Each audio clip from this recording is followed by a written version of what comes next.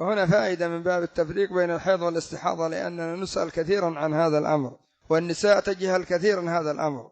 الأول أن الحيض لونه أسود، الثاني أن الحيض ثخين وكثيف، الثالث أن دم الحيض منتن الرائحة، الرابع أن دم الحيض لا يتجلط. وأما الاستحاضة فهو على صفات الدم العادي، لونه أحمر فاتح وليس له رائحة كريهة، يعني كغسيل اللحم رائحته كالدم العادي، وكذلك رقيق ويتجلط مثل سائر الدماء الأخرى. فمن باب الفائدة ذكر حالات المستحاضة، هذه من أشد المسائل عواصة على المفتين والمستفتين، أشد مسألة يتعب فيها المفتي والمستفتي هذه المسألة. لماذا؟ لأن أصلا أغلب المفتين رجال، وأغلب الاستفتاء من قبيل النساء، والنساء يجهلن كثير من الأحكام، وأزواجهن ربما يجهلون، ويأتيك سؤال يعني ما تدري من أين تأتي له. لكن مع ذلك للاستحاضة 3 حالات. الأولى أن تكون مميزة لعدة أيام الحيض. كيف هذا مميزة؟ عندنا امرأة مرضت بالاستحاضة بعد أن عرفت حيضها، يعني تعرف أنها من يوم 24 إلى 29 تحيض في الشهر، وعرفت هذا الأمر، خلاص نزل عليها الاستحاضة، نقول انظري إلى لون الدم النازل. هذه المسألة الأولى. إن كان الدم دم حيض في أي وقت وقع فالحكم حكم الدم. الحكم لماذا يا أخوة؟ الآن عندنا امرأة استحاضت، خرج منها الدم، نظرت إليه جاء الدم حيض بصفاته التي ذكرناها لكم آنفا. متى يكون تحيضها؟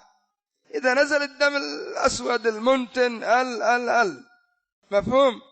الحالة الثانية ألا يتميز دم الحيض، نقول تحيضي في أيام حيضتك المعهودة من يوم 24 إلى 29، لأن أغلب النساء 6 أيام 7 أيام، مفهوم؟ هذا الحكم متى نقوله؟ عند أن يكون الدم مختلط ما ندري إيش هو.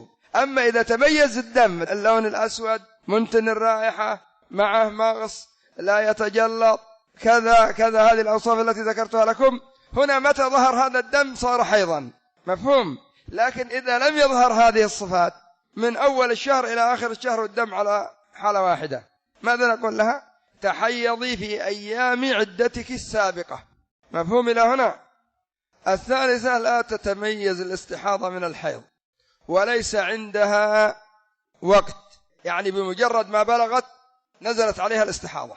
هذا يحصل في بعض النساء، تأتي تستفتي، نقول كيف لون دم الحيض أو كيف لون الدم، تقول كغسيل اللحم. هل له رائحة؟ قالت ما له رائحة إلا كرائحة الدم العادي.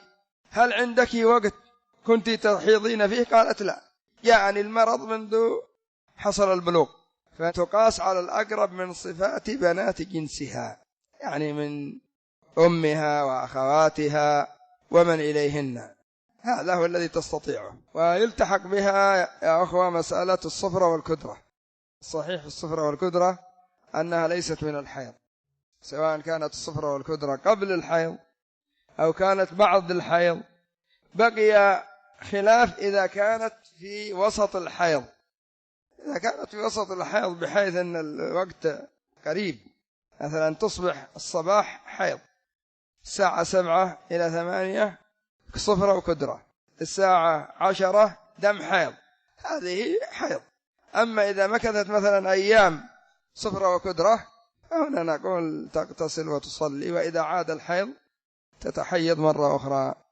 هذا الذي ظهر لي في هذه المسألة، مع أن الجمهور يخالفون فيها والله المستعان. والاستحاضة متعبة يا أخوة. قالت والله يا رسول الله إني أثجه ثجا، لما قال لها يعني استخدم الكرسف، يعني مثل الحفاضات الآن، قالت أثجه ثجا، يعني ربما تبدأ في صلاتها ما تنتهي من الصلاة إلا والمركن قد امتلأ من الدم. والآن التي لا تميز ننصحها بالتوجه إلى الطبيبة، لأن الطبيبة قد تميز لها بين ما كان من الاستحاضة وما بين الحيض. الحيض أصلا يخرج من مكان خلقه الله لذلك، بينما الاستحاضة هي عبارة عن إما شريان انقطع أو جرح أو شيء.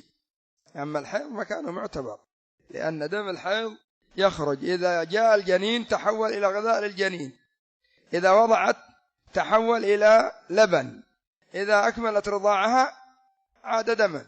الله المستعان.